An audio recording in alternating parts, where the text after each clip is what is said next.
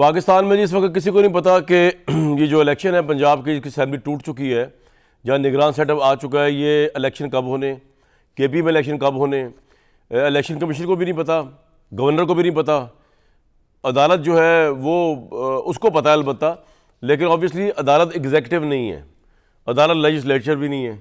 अदालत जो है उसका एक अपना ही मुकाम है, वो फैसला करती है, उसके बाद एग्जेक्टिव जो है यानी हुकूमत वो उसको इम्प्लीमेंट करती है। तो इस सिचुएशन में एक तरफ तो ये मामला चल रहा है कि इमरान खान साहब का जो सबसे बड़ा पत्ता है इस हुकूमत को पैरालाइज करके इलेक्शन करवा देना, वो फ़िलहाल होता नज़र नहीं आ रहा। वो क्यों नहीं हो रहा हम पूछेंगे साबिक सेक्रेटरी इलेक्शन कमीशन से। और ये 90 डेज़ में अगर इलेक्शन नहीं होता तो ये कितना बड़ा कानून से इनहराफ होगा। वैसे तो खैर पाकिस्तान में दस्तूर से इनहराफ पहली दफ़ा नहीं हुआ। अगर मैं अब गिनवाना शुरू करूँगा तो उसमें इमरान खान साहब का दौर, नवाज शरीफ साहब के सारे दौर, बेनज़ीर भुट्टो साहिबा के अदवार, ये सब आ जाएंगे, जरदारी साहब, ये वो।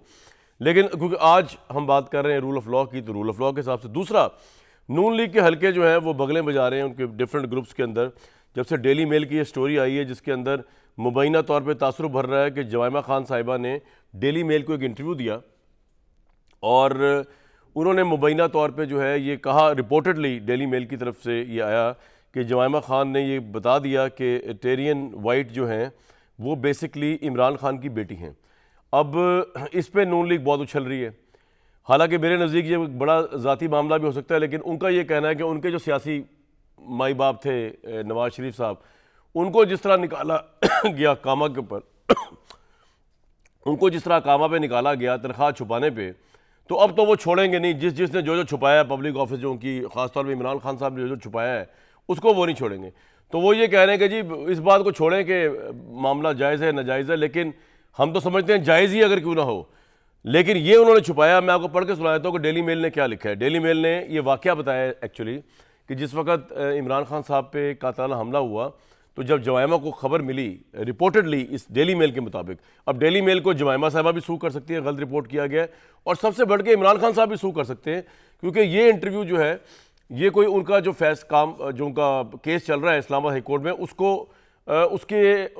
उसको हिला देने के लिए काफ़ी है। वो कहते क्या है इसके अंदर, on 3 November last year, Jemima Khan was at home in film when she picked up a call from a friend. There was news, the friend said, of an assassination attempt on Jemima's ex-husband Imran Khan. 3 नवंबर को जवाइमा खान को एक call आई जिसके अंदर बताया गया कि जी उनकी, इसको रखिएगा स्क्रीन पे रखिएगा, उसके जिसके में बताया गया कि उनके एक्स हस्बैंड को भी कातिलाना हमला हुआ है, जो कि पहले प्राइम मिनिस्टर थे। Jemima's first thought was for their 2 sons, यानी कि जवाइमा के जहन में 2 थॉट आए इमरान खान साहब के पे कातिलाना हमला की खबर सुन के। वो क्या थे? Jemima's first thought was for their 2 sons Sulaiman 26 and Qasim 23 and for Imran's daughter Tyrian 30 years old actually, and for their 2 sons Sulaiman 26 and Qasim 23। यहाँ उन्होंने सेगा इस्तेमाल किया है फॉर देयर 2 sons, जो जवाइमा से हैं इमरान खान के, ऑब्वियसली तो देर का सेगा इस्तेमाल किया गया, and for Imran's daughter, obviously उसका जवाइमा से कोई ताल्लुक नहीं है मुबैना तौर पर, टेरियन 30 by his late girlfriend Sita White who lives with her when she is not in Los Angeles. ये जो इंटरव्यू है इसके ऊपर मेरे ख्याल में इमरान खान साहब को सू कर देना चाहिए बरतानवी अखबार को, क्योंकि बरतानवी अखबार जो है वो चीख के ये बात कह रहा है, वो रिपोर्ट कर रहा है कि जवाइमा ने उनको बताया कि इमरान खान की एक बेटी है। नून लीग ये कह रही है कि वो बेटी जो है इलेक्शन कमीशन के कागजात में छुपाई गई है, तो इसलिए इमरान खान की डिस्क्वालिफिकेशन बनती है, और जिसकी बुनियाद पे नवाज शरीफ को भी ताहयात नाहल कर दिया गया था। तो अब ये सारा मामला जो है इस्लामाबाद हाई कोर्ट में चल भी रहा है, उनके पास एक इमरान खान साहब की अंडरटेकिंग भी है। जवाइमा खान को अगर गलत रिपोर्ट किया गया है डेली मेल के, तो जवाइमा खान साहिबा भी सू कर सकती हैं, लेकिन इमरान खान को मुश्किल से निकालने के लिए परसेप्शन वाइज भी कुछ ना कोई कार्रवाई इस पर होनी चाहिए ला। और हमारे प्रोग्राम के प्लेटफॉर्म पे भी इमरान खान साहब आना चाहें, डेली मेल आना चाहे स्टोरी के हवाले से, जवाइमा साहिबा आना चाहें, मोस्ट वेलकम। दूसरी बात ये है कि लास्ट प्रोग्राम में इफ्तिखार दुरानी साहब आए हुए थे, शोमई किस्मत आज फिर आए हुए हैं। मुझे वो ये कह रहे थे कि जी कामरान, अगर आपके कोई 3 बच्चे निकाल के ले आए और आप पे कोई वैसी इल्ज़ाम लगा दे तो आप क्या करेंगे? आपके हर एक को आप जवाब देते फिरेंगे? तो आज वो प्रोग्राम में ही उनसे पूछ लेते हैं, क्योंकि मामला ये है कि अगर इस तरह की स्टोरी आ जाए डेली मेल में और मुझे अगर ये लगे कि जो मेरे 3 बच्चे हैं वो मेरे नहीं है और मेरा इमेज टार्निश करने के लिए 3 बच्चों की स्टोरी चलाई जा रही है, जिसकी वजह से मैं शायद पाकिस्तान में आइंदा कभी प्राइम मिनिस्टर ही ना बन सकूं, तो the first thing which I will do, I will sue that newspaper.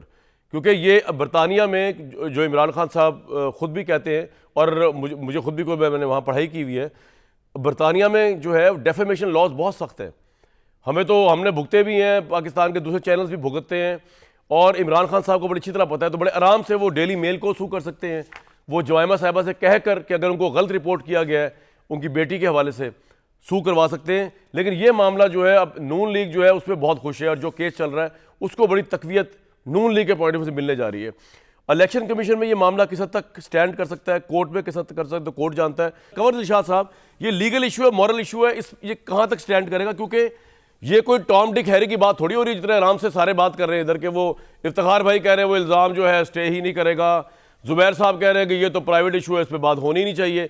दूसरी तरफ लोग उनको डिस्क्वालीफाई करने के लिए, जेल में भेजने के लिए इमरान खान मैंने ये नहीं कहा, सबसे बड़ा केस मैंने ये नहीं कहा, प्लीज जी कामरान कामरान कामरान जी बोले। मैंने ये नहीं कहा, मैंने कहा मैंने आज तक मैंने बात नहीं की थी। हर एक अपना, हमने भी नहीं की, लेकिन अब इस पर तरदीद होनी चाहिए ना सर। हर एक को आजादी है किस पर बात होनी चाहिए, तो मेरे साथ ना मंसूब करें कि मैंने कहा कि होनी नहीं चाहिए। सर मैं आपसे कुछ लोगों का ख्याल है होनी चाहिए तो बिल्कुल होनी चाहिए जी। ठीक है, कंवर दिलशाद साहब, सर क्या टेक है लीगल इसके ऊपर? इसमें मैं एक बड़ा अहम आपको तारीखी वाक़या बताता हूँ कि 2006 के राउंड अबाउट MQM ने इमरान खान के ख़िलाफ़ एक रेफर दाखिल करवाया कि जनाब ये इसी हवाले से, जो बच्चे के हवाले से, कि इन्होंने हक़ाइक़ छुपाए अपने नॉमिनेशन पेपर पर। तो इलेक्शन पाकिस्तान के पास फौरी तो रेफरेंस आ गया था। स्पीकर कौमी असम्बली चौधरी आमिर हुसैन ने इलेक्शन पाकिस्तान को इमीडिएटली रेफरेंस भिजवा दिया। पहले उन्होंने स्पीकर कौमी असम्बली के ज़रिए भिजवाया ना, उसी ज़रिए आ गया। अब वो एक बहुत बड़ा अहम केस हो गया, तो इलेक्शन पाकिस्तान इसके 4-5 हेयरिंग की, और इमरान खान को भी तलब किया, और हामिद खान जो थे इमरान खान को कि बतौर वकील वो अपने दलाल पेश कर रहे थे। तो इलेक्शन पाकिस्तान ने पूरी हेयरिंग सुनने के बाद, तमाम दलाल सुनने के बाद, रिकॉर्ड देखने के बाद इसको खारिज कर दिया कि ये जनाब इसमें ये मामला जो है ये उनका पर्सनल मामला है, और इसमें नॉमिनेशन पेपर पे वो हक़ाइक़ छुपाए ना करें, इस पर कोई इसका वास्ता नहीं है, ये उनका पर्सनल मामला है। तो जब इलेक्शन कमीशन पाकिस्तान ने 2006 में MQM के रेफरेंस को खारिज कर दिया, जो स्पीकर कौमी असम्बली चौधरी आमिर हुसैन की तरफ से आया था, तो अब इस केस की कोई वैल्यू नहीं रही, ख़त्म हो गया केस। ये अब ये अदालत में जाएगा, इलेक्शन के पाकिस्तान में आएगा। अगर इलेक्शन कमीशन पाकिस्तान के पास केस आया तो वह 2006 की जजमेंट देखते हुए इस केस को खारिज कर देगा। तो ये मामला पर्सनल है, और ये इसमें मामले हक़ाइक़ है, इसमें कोई मसला नहीं है। अगर उन्होंने जिक्र किया नहीं जिक्र किया तो ये नॉमिनेशन पेपर के ज़िम्मे में नहीं आता। तो ये अदालत का मामला भी देख लेंगे। जो शादियाँ जो पब्लिक ऑफिस होल्ड करते हैं इलेक्शन से पहले, जब कागजात जमा कराते हैं, उनको अपनी शादियाँ भी डिक्लेयर करनी पड़ती है, बच्चे भी डिक्लेयर करने पड़ते हैं। ये मामला जो है वो उसके अंदर फॉल नहीं करेगा, आप ये कह रहे हैं? हाँ जी बिल्कुल, ये बकायदा जजमेंट है, और जजमेंट बड़ी अहम जज ने लिखी है, चीफ इलेक्शन कमिश्नर वो काजी फारूक साहब ने लिखी है। वो बड़ी तो इस्लामाबाद हाई कोर्ट जो है वो इतना टाइम वेस्ट क्यों कर रहा है इस पिटीशन के ऊपर कि अब लार्जर बेंच भी बना दिया गया? और क्या 2004 के जो डॉक्यूमेंट्स हैं वो एक नई इंफॉर्मेशन के तौर पे पेश नहीं किए जाएंगे इलेक्शन कमीशन को या इस्लामाबाद हाई कोर्ट को? तो उन्हें पेश करें, लेकिन बहरहाल मैंने आपको इलेक्शन के नहीं, मैं आपसे पूछ रहा हूँ कि इस्लामाबाद हाई कोर्ट जो है वो बेसिकली किस वजह से इतना टाइम वेस्ट कर रहा है फिर कौम का? ये तो पहली कच्ची पेशी में उठ जाना चाहिए, जो आप फरमा रहे हैं देखते रहते हैं, फिर तो खत्म हो जाना चाहिए ना। या अल्लाह साहब ये कह रहे हैं कि जी इमरान खान के खिलाफ घेरा तंग होने के पॉइंट ऑफ व्यू से तो केस इंपॉर्टेंट हो सकता है, लीगली नहीं हो सकता इंपॉर्टेंट। कुछ थोड़ा समझाएं तो सही, ये केस है क्या, फिर क्यों इसको इतना उछाला जा रहा है? मैंने नहीं, जो उनकी जो वकला जो पेश कर रहे हैं, तो मैं तो आपको इलेक्शन कमीशन पाकिस्तान को रिकॉर्ड को देखते हुए मैंने बता दिया, मुझे याद पड़ा, मैंने इस केस को। और दूसरा, चले आपकी मौजूदगी से फायदा उठाते हुए कंवर दिलशाद साहब, ये तमाशा लगा हुआ है इलेक्शन कमीशन और गवर्नर के दरमियान, ये पाकिस्तान में 90 दिन में जो इलेक्शन है, मतलब ये ना इलेक्शन कमीशन को पता है कि ये कब होने और किस तरह होने, वो गवर्नर पे डाल रहे हैं, गवर्नर जो है इलेक्शन कमीशन में डाल रहा है। कोर्ट ने सीधा इलेक्शन कमीशन को कहा है कि गवर्नर की मावनत से आप डेट दें। तो ये तमाशा कब तक खत्म होगा सर? आपका एक्सपीरियंस बहुत है इलेक्शन कमीशन का, उसकी बुनियाद पर जरा बताएं कि कौन फैसला करेगा अब इस रूलिंग की मौजूदगी में? इसमें सबसे बड़ा यह है कि आइन की आर्टिकल 105 में अबहाम है। आइन के आर्टिकल 105 में ये कहा है कि जब गवर्नर असम्बली को तहरील कर दें तो फिर गवर्नर ही इलेक्शन की डेट देने का पाबंद है, तो उसमें इलेक्शन कमीशन का जिक्र नहीं है।